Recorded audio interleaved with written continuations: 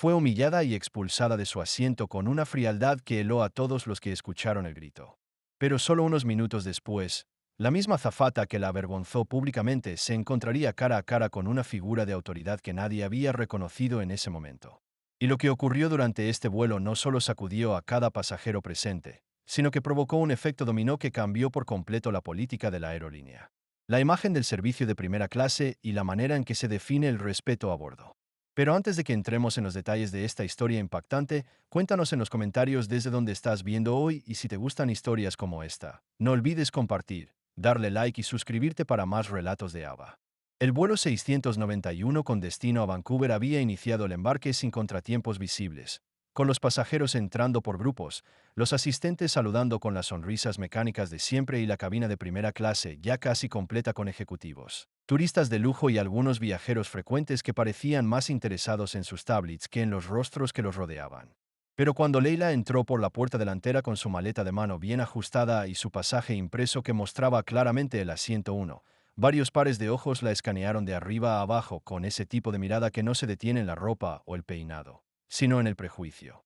Llevaba un vestido verde oliva sencillo, sandalias de cuero y una chaqueta doblada en el brazo, con su cabello rizado en una coleta alta y una expresión tranquila, como quien no le debe explicaciones a nadie por estar donde está, aunque quizá debió prepararse para lo que estaba a punto de ocurrir, porque apenas tomó asiento, sin haber desabrochado siquiera su cinturón. Una voz fuerte y cortante, más propia de un regaño que de una bienvenida, irrumpió desde el pasillo con una frase que, según luego dirían varios testigos, se sintió como una bofetada lanzada con uniforme. Usted no puede estar en primera clase. Leila se giró sorprendida, pero sin perder la calma, y se encontró con la figura rígida de una azafata de mediana edad, cabello rubio perfectamente recogido y labios fruncidos como si su propia existencia le molestara, y un tono de autoridad que no buscaba esclarecer, sino controlar.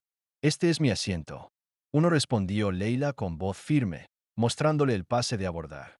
Pero la mujer lo miró apenas.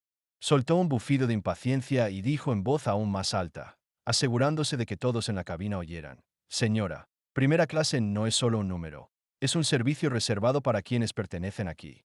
Y si hay un error en su reserva, tendré que pedirle que se mueva de inmediato. El silencio en la cabina fue absoluto. Nadie intervino, nadie apoyó. Algunos bajaron la mirada, otros fingieron estar ocupados con el móvil y uno que otro esbozó una sonrisa incómoda que duró menos de un segundo, porque todos lo sabían que lo que acababa de decir esa mujer no tenía que ver con boletos, sino con suposiciones. Y cuando Leila, aún sin ceder su lugar, repitió que tenía derecho a estar allí y exigió que se respetara su asiento. Lo que vino después fue una amenaza apenas disfrazada. La azafata tomó el teléfono del panel frontal y pidió la presencia de supervisión de tierra para una verificación de identidad urgente. Lo que nadie sabía, ni siquiera la propia Leila, era que uno de los hombres sentados detrás de ella en el asiento 1C de cabello gris y gafas de marco dorado había escuchado todo sin intervenir por ahora. Ese hombre no llevaba insignias ni trajes llamativos, pero era nada menos que el presidente del consejo directivo de la aerolínea y estaba a punto de ponerse de pie, mientras la azafata esperaba impacientemente que alguien desde tierra viniera a resolver la supuesta anomalía de una pasajera que, según ella, no encajaba con el perfil de primera clase. Leila seguía sentada con la espalda recta y la mandíbula apretada. No por miedo, sino por esa rabia silenciosa que se acumula cuando sabes que te están midiendo por algo que no tiene nada que ver con tu boleto, tu dinero, ni tu destino, sino con tu piel, tu tono de voz, tu manera de existir sin pedir permiso. Y justo cuando parecía que la escena iba a volverse aún más grotesca, alguien se levantó de su asiento con una calma tan deliberada que el aire entero pareció detenerse por un segundo.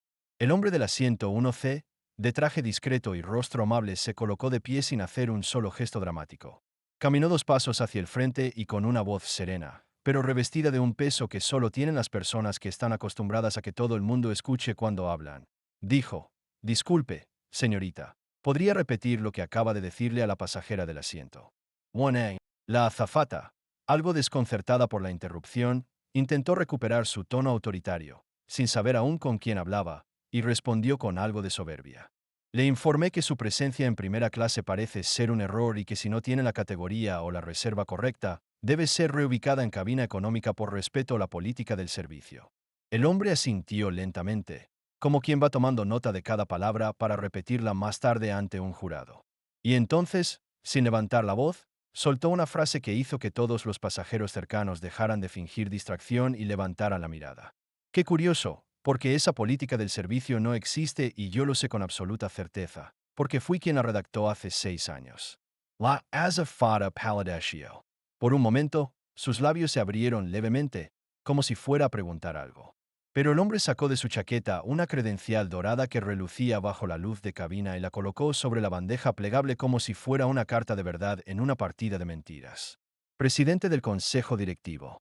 Aerolínea Skyridge. El murmullo fue inmediato. Leila giró lentamente para mirarlo sin comprender aún lo que estaba ocurriendo. Y el hombre que ahora tenía toda la atención de la cabina se volvió hacia ella, le sonrió con cortesía y dijo: «Disculpe usted por este episodio, señora. Usted no tiene que justificar nada. Está en el lugar correcto. Y si me permite decirlo, es un honor compartir esta fila con usted». El aplauso no fue escandaloso ni multitudinario. Fue breve, contenido, pero sincero, y el rostro de la azafata se tensó como si todo su cuerpo estuviera sosteniéndose con una sola hebra de orgullo. «Y usted», dijo el presidente girándose de nuevo hacia ella. «Le sugiero que regrese a su puesto, que cancele cualquier llamada a tierra y que comience a pensar con mucho cuidado cómo va a explicar este comportamiento en el informe que voy a solicitar personalmente al aterrizar». Y con eso, sin más, se sentó, cruzó una pierna, abrió su periódico y el avión entero se volvió un espacio diferente. Leila no dijo nada, pero las lágrimas que le humedecieron los ojos no eran de tristeza, eran de alivio y de algo aún más raro en el aire. Justicia. Después de la intervención del presidente del Consejo Directivo, el ambiente dentro del avión cambió de una forma que no puede describirse con simples palabras ni medirse por la cantidad de aplausos, porque lo que había ocurrido no era solo una corrección formal de un error evidente, sino un terremoto silencioso en la estructura invisible del poder que suele flotar entre pasillos y asientos numerados. Y a partir de ese momento, cada mirada, cada gesto, cada movimiento de los pasajeros comenzó a reflejar algo nuevo. Una mezcla de respeto renovado, vergüenza contenida y, en algunos casos, una culpa sorda que nadie se atrevía a verbalizar. La azafata Teresa, que hasta ese instante se había movido con la autoridad automática de quien nunca ha sido contradicho en su propia cabina, ahora caminaba con una rigidez visible, como si cada paso le pesara más que el anterior, sabiendo que cualquier mirada podría ser la de alguien que había presenciado su caída en tiempo real, y aunque intentaba mantener la compostura con su porte erguido y su expresión neutral, no pudo evitar que sus manos temblaran levemente al entregar un vaso de agua a un pasajero que ya no la miraba con la cordialidad de antes, sino con la incómoda simpatía que se reserva para quienes han sido expuestos. Leila, por su parte, seguía sentada en el asiento 1 sin moverse, sin hablar, pero con una presencia que ahora llenaba el espacio entero, como si su silencio se hubiera transformado en una declaración, porque lo que más sorprendía a quienes lo observaban no era su elegancia natural ni su dignidad intacta, sino la manera en que había soportado la humillación sin derrumbarse, la forma en que se mantuvo firme sin gritar, como si desde el principio hubiera sabido que la verdad por sí sola terminaría. Hablando por ella. El presidente, el señor Jaime Montoya, según revelaron después algunos empleados, no volvió a intervenir durante la siguiente media hora, pero cada tanto levantaba la vista de su periódico para observar a Leila con una discreción tan cuidadosa como respetuosa, como si estuviera asegurándose de que ella supiera que ya no estaba sola. Y en más de una ocasión intercambió miradas con pasajeros que poco a poco comenzaron a mostrar señales de querer hablar, intervenir o simplemente expresarse de alguna manera sobre lo ocurrido. Fue entonces cerca del punto medio del vuelo, cuando ocurrió algo que nadie esperaba y que no había sido organizado por nadie, pero que cambió definitivamente la narrativa del viaje. Una pasajera en la fila 2B, una mujer de unos 60 años con gafas de lectura colgadas del cuello, se puso de pie y con voz clara pero suave dijo: «Quisiera pedir la palabra un momento, si no es molestia». El murmullo que siguió no fue de desaprobación, sino de expectativa. Todos se giraron y la mujer, sin esperar aprobación, se dirigió directamente a Leila. «No la conozco, no sé su historia, pero sé que hoy fue tratada como si su presencia fuera un error. Y solo quiero que sepa que la forma en que enfrentó esto me enseñó algo a mí y creo que a todos nosotros». Varias cabezas asintieron, otras bajaron la mirada. Un par de personas comenzaron a aplaudir en silencio y así, sin ninguna instrucción del capitán y del protocolo de la tripulación, se generó una ola espontánea de respeto, una cadena de humanidad que comenzó a levantarse desde los asientos, desde las emociones, desde el reconocimiento de que a veces las turbulencias no vienen del cielo, sino de nosotros mismos. Pero lo más impactante aún estaba por ocurrir, porque en ese mismo vuelo viajaba alguien más, alguien que lo había visto todo desde la última fila y que llevaba en sus manos una cámara encendida mientras la atmósfera dentro del avión se transformaba lentamente de rigidez institucional a una especie de comunión espontánea, donde las palabras se ofrecían no como excusas, sino como gestos de reparación emocional desde la última fila, donde la vista no es panorámica, pero sí estratégica. Un joven con auriculares inalámbricos, una gorra con el logo de un canal digital y una cámara reflex apoyada sobre el pecho. Observaba sin hablar, sin intervenir, sin emitir juicio, pero grabando desde el primer segundo en que Leila fue abordada por la azafata con esa voz cargada de condescendencia y racismo disimulado, porque aunque no era su intención grabar una denuncia ese día y su canal de YouTube con más de 2 millones de seguidores, se dedicaba precisamente a documentar encuentros cotidianos que revelaban las fracturas invisibles del mundo.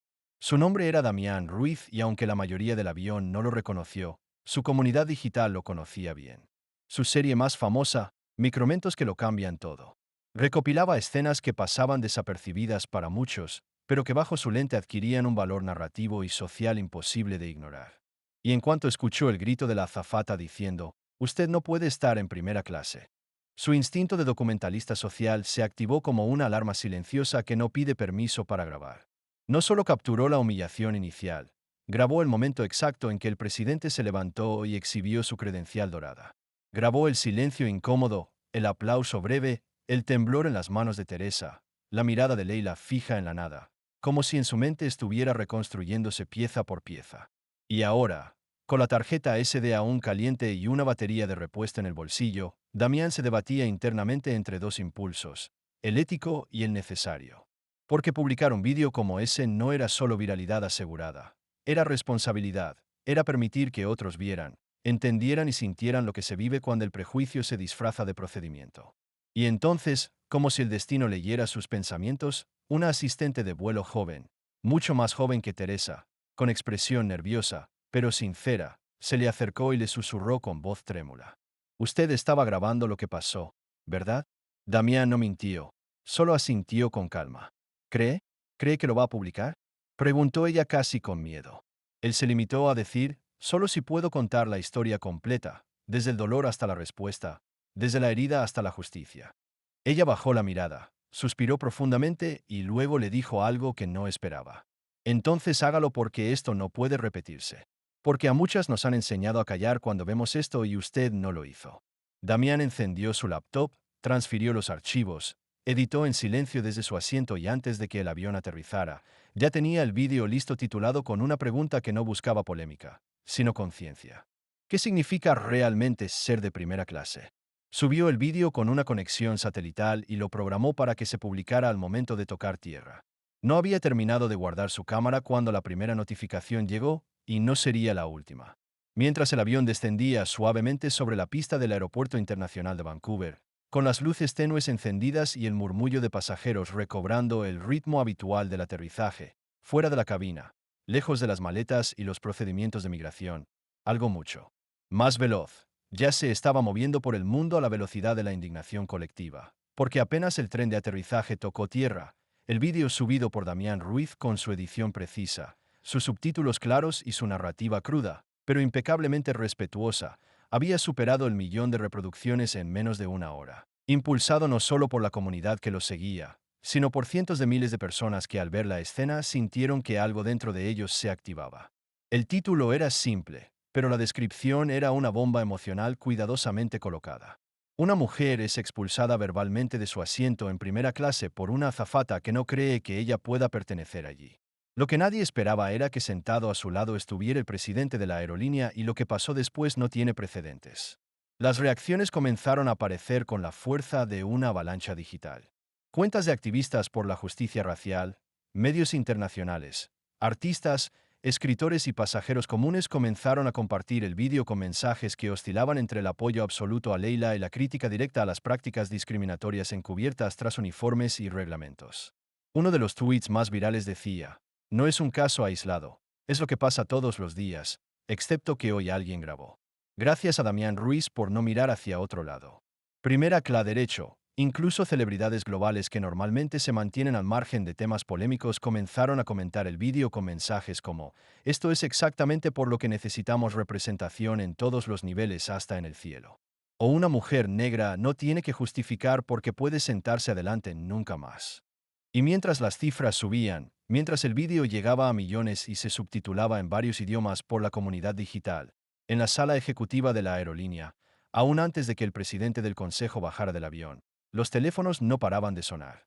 Los correos entraban con asuntos como urgencia a responder inmediatamente y el equipo legal de Relaciones Públicas y Recursos Humanos se encontraba de pronto frente a una tormenta que no podían apagar con ningún comunicado genérico ni con promesas vagas de revisión interna en el aeropuerto. Al desembarcar, Leila fue recibida por un miembro del equipo en tierra que había sido enviado para escoltarla discretamente, no por protocolo, sino por orden indirecta del propio presidente, quien al descender, también se dirigió primero a ella y le dijo con tono firme, no de superior, sino de alguien que se compromete: "No vamos a dejar esto así, no solo por usted, sino por todas las personas que han pasado por lo mismo sin testigos". Y mientras los pasajeros comenzaban a dispersarse con sus móviles vibrando en sus bolsillos, algunos se detenían al ver que la mujer del asiento 1A, la que había sido acusada de no pertenecer, ahora caminaba con la frente aún más en alto, rodeada por cámaras, palabras de aliento y una certeza que no se puede comprar con ningún upgrade de categoría. Ella no solo había aterrizado en Vancouver, había aterrizado en la conciencia de un sistema y nada volvería a ser igual. 24 horas después del aterrizaje, mientras las redes seguían ardiendo con extractos del vídeo, análisis de expertos en conducta institucional, reacciones de figuras públicas y mientras el nombre de Leila comenzaba a circular no como una víctima, sino como un símbolo involuntario de dignidad enfrentada al prejuicio estructural, la aerolínea convocó una conferencia de prensa de emergencia en su sede central, un evento que inicialmente estaba pensado como una maniobra de control reputacional, pero que se transformó en algo completamente diferente desde el momento en que se confirmó quién sería la primera en tomar el micrófono. No era el director de comunicación, no era el presidente, era ella, Leila, invitada por el propio consejo para compartir su experiencia, no como una formalidad, sino como una declaración de principios. Frente a decenas de periodistas, cámaras en vivo y con millones de espectadores conectados desde distintos rincones del mundo, Leila subió al estrado con una expresión serena pero firme, que vestida tan sencilla como en el vuelo, con su chaqueta de siempre, sus rizos recogidos de la misma forma, como si quisiera demostrar que no necesitaba transformarse para que el mundo entendiera su valor. Y entonces habló. Su voz no fue temblorosa, ni agresiva, ni ensayada. Fue real. "Yo no vine aquí para derribar a nadie", dijo mientras sostenía en la mano una copia impresa de su pase de abordar con el asiento 1 marcado en tinta negra. "Vine aquí para recordarles que cuando una persona entra a un espacio que no esperaban verla ocupar, no siempre está invadiendo. A veces simplemente está regresando al lugar que ya le pertenece". El silencio fue absoluto, continuó. No me dolió el grito. Me dolió el eco de todas las veces que esto ha pasado antes sin que nadie interviniera. Me dolió saber que si ese hombre no se levantaba, yo quizás sería ahora otra historia sin grabación, sin testigos y sin justicia. Pero también me curó ver que no todos miraron hacia otro lado, que alguien se puso de pie, que alguien grabó, que alguien habló. Las cámaras no paraban, las redes explotaban. El vídeo de su discurso sería visto 17 millones de veces en 2 días. Y mientras los directivos de la aerolínea la escuchaban con una mezcla de orgullo, incomodidad y reverencia, Leila dijo algo que luego sería impreso en pancartas, camisetas, campañas educativas y murales. "No quiero ser una excepción. Quiero que nadie más tenga que serlo para ser tratado con respeto". Y con eso bajó del escenario sin buscar aplausos, sin esperar reconocimiento, porque su discurso no fue un acto de ego, fue una devolución. La verdad regresando al lugar donde nunca debió ser desplazada. Detrás del escenario, el presidente del consejo le dio la mano. Leila lo miró a los ojos y preguntó solo una cosa: "¿Y ahora qué harán ustedes?".